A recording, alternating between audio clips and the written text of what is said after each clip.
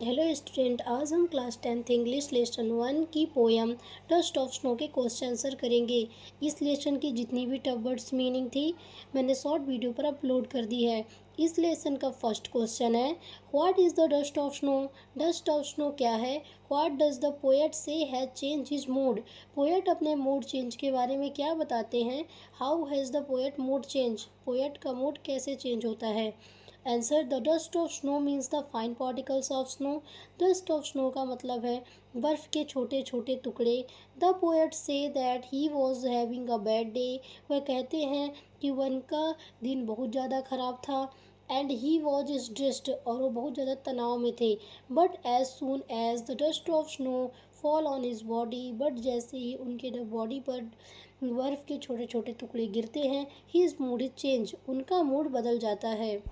Question number 2 का first question है, what are the word that usually name in poem.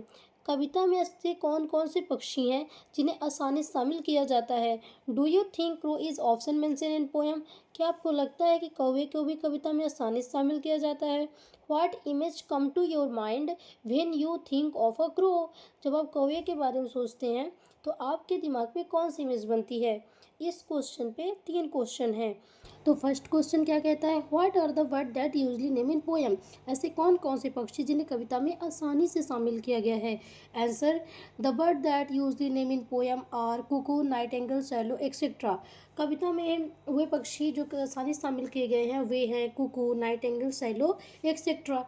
Second question क्या है, do you think crow is often mention in poem. क्या आप सोचते हैं को एक कविता में आसानी से शामिल किया जाता है। No, a crow is hardly mention in poem. नहीं, कौवे को कविता में बहुत ही कठिनाई से शामिल किया जाता है। क्वेश्चन नंबर 3 क्या बनता है, what image come to your mind when you think of a crow. जब आप कौवे के बारे में सोचते हैं तो आपके दिमाग में कौन सी इमेज बनती है।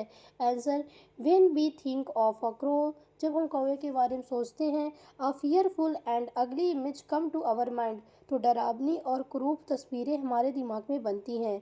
Question number 3, again what is a hemlock tree. Hemlock tree क्या है। Why doesn't the poet write about a more beautiful tree such as the maple, oak और pine.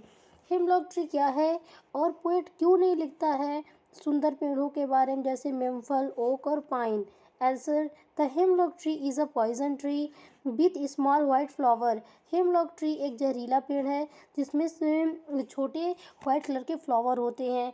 The poet doesn't write about a more beautiful tree such as the maple, oak और pine because, कभी नहीं लिखता है सुंदर पेड़ों के बारे में जैसे मेपल, ओक और पाइन।